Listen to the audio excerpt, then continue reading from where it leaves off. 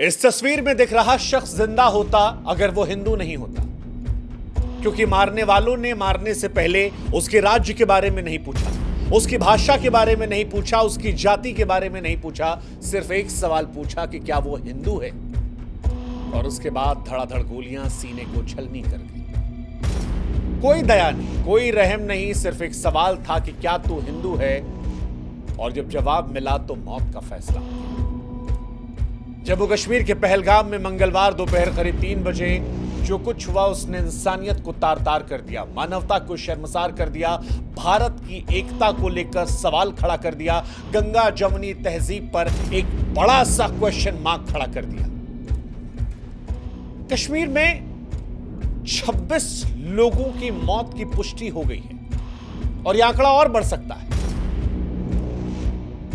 लेकिन ये 26 लोगों की मौत किस तरह हुई है अगर ये आप जानेंगे तो यकीन मानिए आपकी रूह कांप जाएगी, इंसानियत से आपका विश्वास उठ जाएगा। गोली चलाने वाले टूरिस्टों के पास जाते हैं और उनसे कहते हैं कि अपनी पैंट को उतारो। वो देखना चाह रहे थे कि ये हिंदू है या मुसलमान, और जब कंफर्म हो गया तब गोली मार दी गई, पैंट उतरवाकर गोली मार दी गई। भारत में अक्सर हम गंगा जमुनी तहजीब की बात करते हैं, ये कहते हैं कि मजहब नहीं सिखाता हमें आपस में बैर रखना, लेकिन आज इस देश में बहुत सारे लोग ऐसे हैं जो ये सवाल पूछ रहे हैं कि गोली मारने वाले अगर किसी मजहब से नहीं थे तो मजहब पूछे गोली क्यों मारी। और बड़ा अफसोस हो रहा है हमें आज ये सवाल कहते हुए, क्योंकि जो ये सवाल पूछ रहे हैं उनकी बात को भी हम पूरी तरह नकार नहीं पा रहे। चंद रोज पहले हम कश्मीर के अंदर थे और हजारों लोगों से मिल रहे थे, बेशुमार मोहब्बत हमें भी मिली थी, लेकिन उसी कश्मीर में वो लोग भी हैं जो मजहब, जो धर्म देखकर लोगों को कत्ल कर रहे हैं। और इसी वजह से आज बड़े अफसोस से हम कह रहे हैं कि इस सवाल को हम चाहकर भी नकार नहीं पा रहे, क्योंकि जिन्हें मारा गया उनके साथ कोई बहस नहीं हुई, कोई सवाल नहीं पूछा गया, इंसानियत को नहीं देखा गया।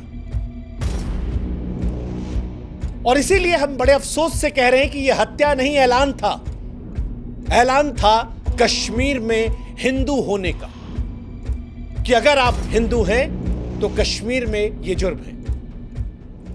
ना जाति पूछी गई, ना भाषा पूछी गई, ना राज्य पूछा गया, सिर्फ एक सवाल, तू हिंदू है, मौत के घाट उतार दिया गया। इसे आप टारगेटेड किलिंग से आगे बढ़ाकर सुनियोजित नरसंहार की संज्ञा दे सकते हैं। मंजुनाथ राव, कर्नाटक का एक परिवार जो यहां पहुंचा था, उसमें मंजुनाथ राव जो हैं वो अपनी पत्नी पल्लवी और बेटे के साथ कश्मीर देखने पहुंचे थे। हम सबकी नजर में कश्मीर भारत का ताज है, कश्मीर वो स्थान है जो दुनिया में जन्नत की निगाहों से देखा जाता है, और शायद ये परिवार भी जन्नत देखने पहुंचा था, मगर इसे एहसास नहीं था कि हिंदू होकर जन्नत देखने जाना उसकी जिंदगी पर भारी पड़ सकता है। आतंकवादी पहुंचे, उससे नाम पूछा, पता लगा हिंदू है, अगले पल उसकी छाती पर गोलियां मार दी। उसकी पत्नी और बेटे की आंखों के सामने उसे गोलियां मार दी गई।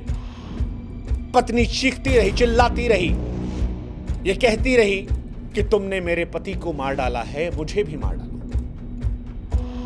इसके बाद जवाब आता है कि नहीं, तुझे जिंदा रहना है, जा मोदी को बता देना। शब्द नहीं मेरे पास, शब्द नहीं है, आत्मा चीत्कार कर रही है। हम इस देश में दिन रात संविधान की दुहाई देते हैं। संविधान कहता है कि हम सब एक हैं, बराबर हैं, मगर आतंकवादियों का संविधान, वो कहता है कि हिंदू काफिर है, उसे सांस लेने का हक नहीं। वो कहता है कि अल्लाह का फरमान है कि हर काफिर का खून बहा दो। बांग्लादेश से बंगाल और कश्मीर तक मारने वाले भी वही, मरने वाले भी वही, और ये बड़े अफसोस के साथ कहना पड़ रहा है, बड़े अफसोस के साथ।